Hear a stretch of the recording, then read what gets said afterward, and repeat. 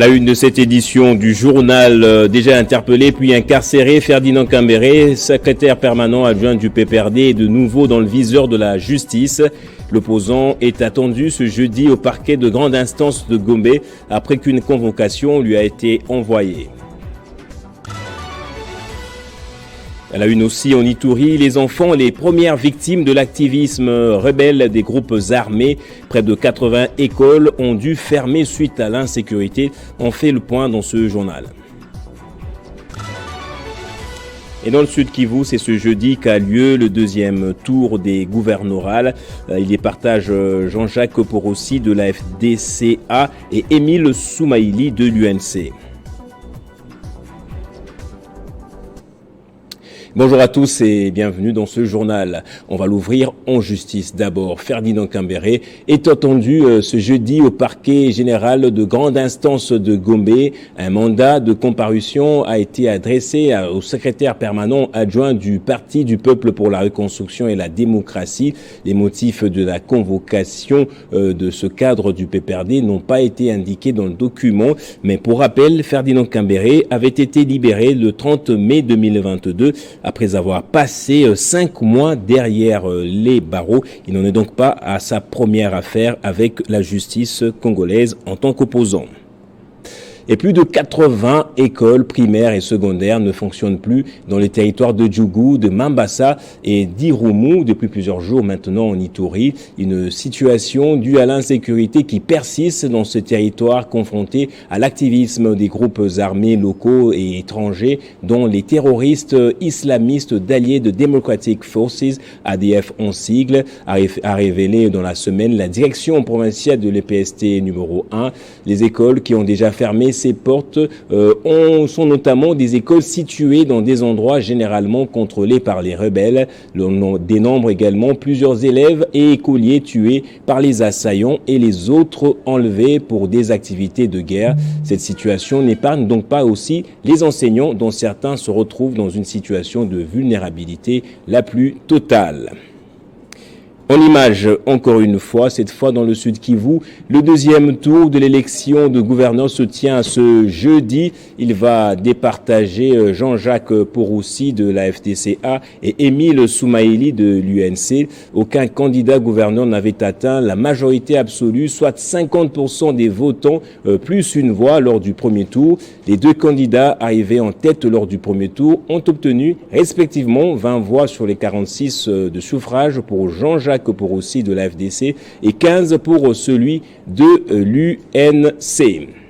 La communauté Holo dénonce et met en garde la Commission électorale nationale indépendante sur les manœuvres observées après l'élection des sénateurs au Tanganyika, alors que devant témoins et observateurs, les résultats ont mentionné leur digne fils Ramazani Massoudi, qu'il est l'est parmi les 4 sénateurs élus avec ses 3 voix. La centrale électorale à partir de Kinshasa a rendu public d'autres résultats faisant d'un autre candidat élu alors qu'il n'avait que 2 voix. La communauté Holo fustige des manœuvres politiques derrière cette contradiction. Communauté Holo, originaire de Kalemi, chef-lieu de la province du Tanganyika, réunis autour de notre organisation dénommée Association socio-culturelle Luende. Dénonçons ce qui suit. C'est avec une grande colère et une profonde indignation que nous avons suivi en date du 29 avril 2024, vers le soir, la publication par la CENI des résultats des sénateurs de la province du Tanganyika, qui ne reflètent pas non seulement les réalités du terrain, mais aussi la volonté de nos députés provinciaux, nos représentants qui étaient des électeurs. Nous avons du mal à comprendre comment la CENI Tanganyika, qui a proclamé à l'Assemblée provinciale du Tanganyika devant témoins notre digne fils Ramazani Massoudi, élu avec 3 voix. Curieusement, la CENI Kinshasa a inventé et proclamé M. Loulou Kitenge qui n'avait que 2 voix. Ceci est d'autant plus révoltant que l'espoir de toute la population de Kalemi puisse voler en éclats. Pour cette nième injustice manifeste et coupable, où l'on écarte à dessein tous nos dignes fils à chaque cycle électoral afin de nous représenter valablement au niveau national. Nous sommes d'avis que tout est mis en œuvre pour nous pousser à la révolte au moment où le pays doit aspirer à la paix. À cet effet, nous exigeons à la CENI de procéder dans les 72 heures à la réhabilitation de M. Ramazani Massoudi en qualité de sénateur élu pour la province du Tanganyika Faute de quoi, il ne peut nous rester d'autres ressources que de recourir à des mesures de rigueur. Pour la paix et l'harmonie des peuples, nous interpellons à l'opinion tant provinciale que nationale de ces dangers dont la CENI portera seule la lourde responsabilité de tout ce qui adviendrait. Au président de la République, garant de la nation, nous demandons de vous imprégner personnellement en allégeant cette confusion entretenue par la CENI ayant permis de nommer M. Loulou Kitenge sur fond de motivations politiques obscures pour la province du Tanganyika.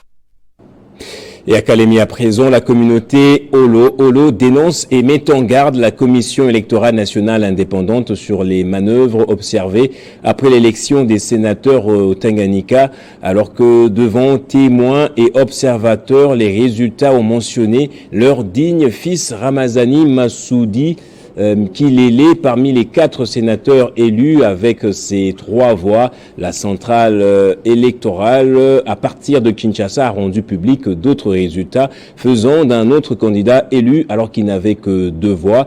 La communauté Olo fustige des manœuvres politiques derrière cette contradiction.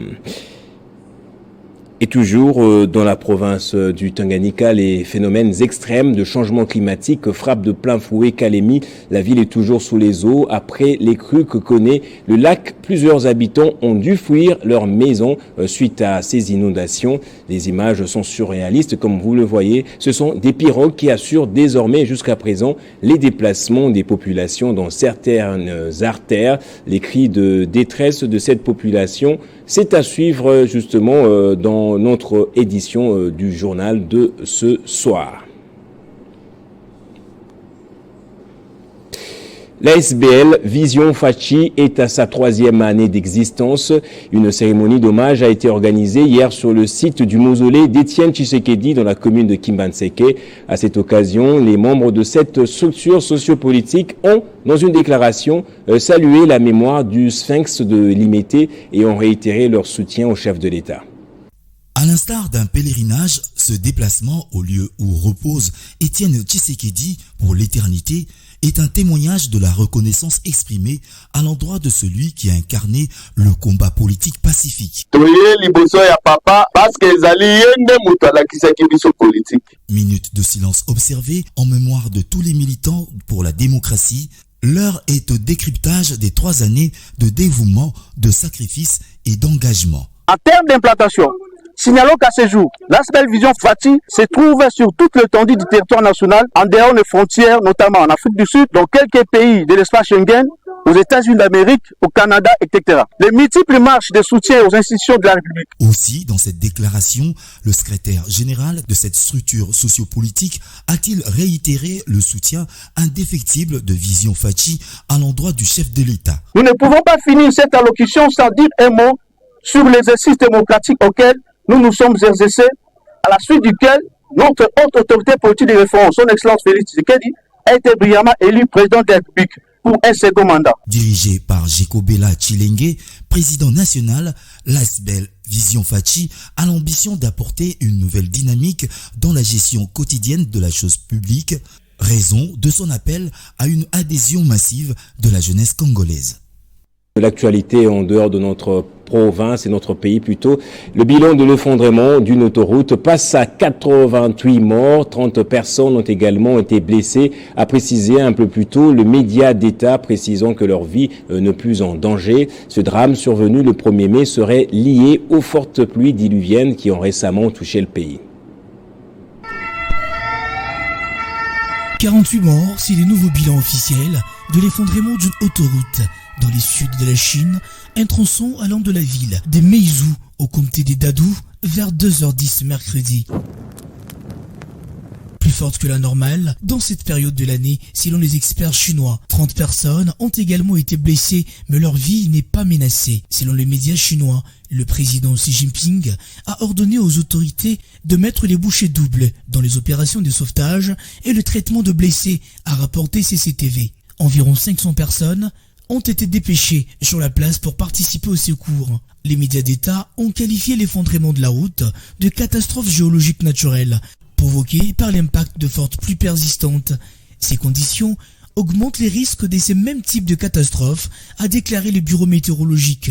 Notons que la Chine reste le premier émetteur des gaz à effet de serre qui contribue au changement climatique jusqu'à nos jours, au même titre que les États-Unis d'Amérique. Les autorités ont invité la population de planifier soigneusement ses déplacements pendant les vacances de mai, qui durent jusqu'à dimanche.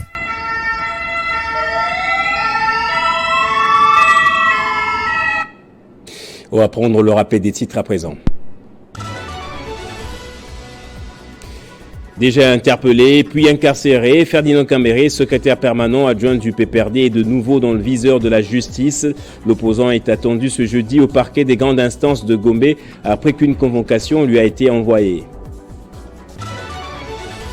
En Ituri, les enfants, les premières victimes de l'activisme rebelle des groupes armés, près de 80 écoles ont dû fermer suite à l'insécurité. On a fait le point dans ce journal. Et puis dans la province du Sud Kivu, c'est ce jeudi qu'a lieu le deuxième tour des gouvernorales. Il départage Jean-Jacques Poroussi de la FDCA et Émile Soumaïli de l'UNC. On va lire les journaux à présent, madame, monsieur, restez avec nous.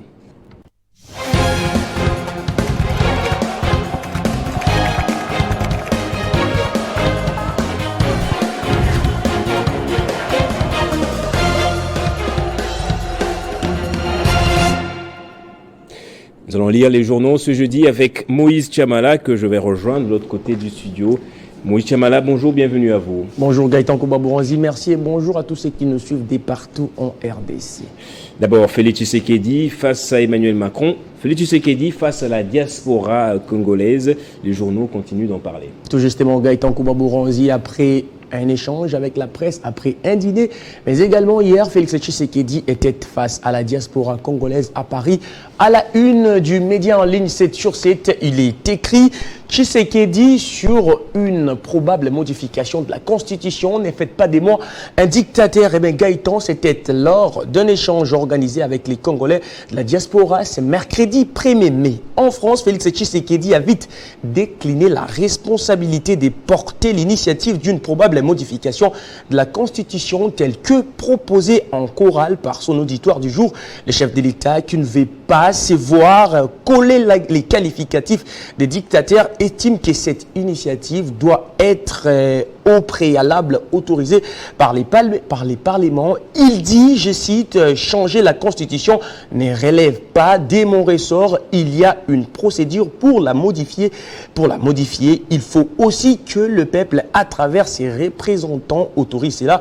Moi, j'en ai pas les pouvoirs. Ne faites pas de moi un dictateur, a-t-il répondu à la foule, mais également Gaëtan Kouba-Bouranzi. Avant cela, Félix Tshisekedi était devant la presse avec son homologue français. Ici, l'agence congolaise des presses s'intéresse plutôt au volet économique de cette visite de Félix Tshisekedi en France. Les chefs de l'État a présenté aux investisseurs français des opportunités qu'offre la RDC. Gaëtan Kouba-Bouranzi, Félix Tshisekedi a rassuré les investisseurs français sur l'amélioration du climat des affaires au pays lors de la table ronde sur les affaires et les investissements entre la France et la RDC, rapportent les confrères, mais également les médias. Jeune Afrique, lui, s'est plutôt intéressé par la partie sécuritaire. Félix, à sa une, il est écrit: face à Tshisekedi, Macron appelle Kagame à cesser de soutenir Gaëtan Kouba-Bouranzi. Les M23, eh bien, c'était toujours à l'issue de sa rencontre avec son homologue Gaëtan Kouba-Bouranzi le 30 avril.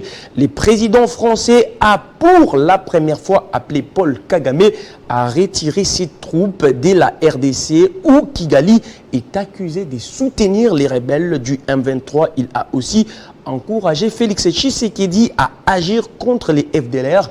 Pour les deuxièmes jours, les deux présidents et leurs collaborateurs ont d'abord longuement échangé au cours d'un déjeuner de travail à l'Élysée avant de se présenter face à la presse. Autre chose, information judiciaire à l'encontre du cardinal Ambongo. La Senco appelle au calme. Tout justement, Gaëtan Kouba-Bouranzi, c'est sujet à créer un tollé sur la toile et dans presque tous les médias. Gaëtan Kouba-Bouranzi, la prospérité, les quotidiens congolais écrit à sa une, la RDC, la Senco appelle au calme. Eh bien, Gaëtan Kouba-Bouranzi, la Senco a dit suivre de près avec attention cette situation et appelle les uns et les autres au calme car les dossiers est traité de manière responsable avec les autorités compétentes dans le respect des textes légaux du pays, y compris l'accord cadre entre la RDC et les Saint-Sièges, lesquels garantit un régime de collaboration loyale et sincère entre l'Église catholique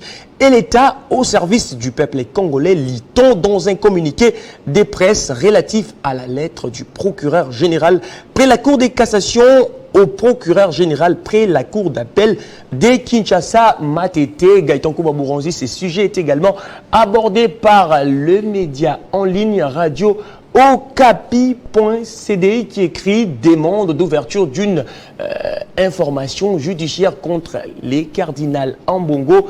Les clergés quinois qualifient cette initiative de maladroite. Et bien Gaëtan Kouba-Bouranzi, l'Assemblée des clergés quinois condamne fermement cette attitude du procureur général près la Cour de cassation.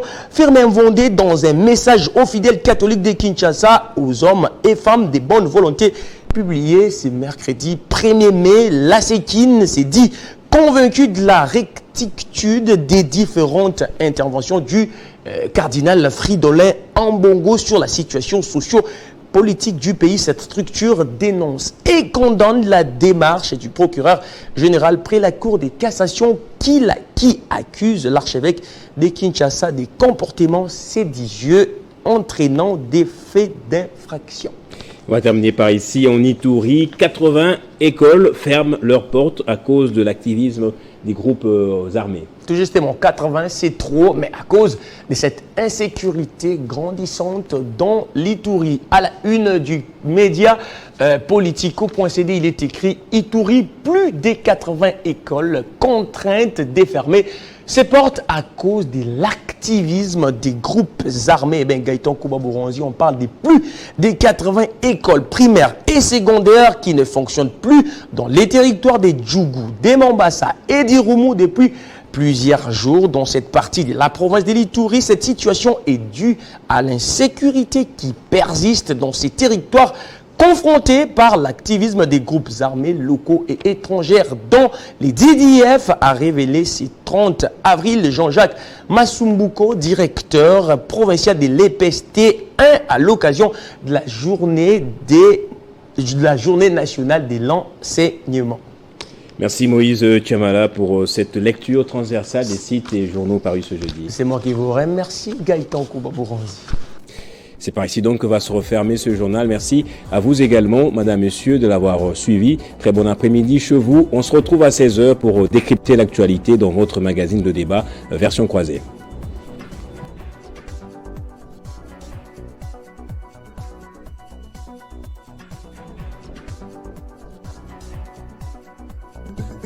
Retrouvez toute l'actualité en continu sur www.tele50.cd.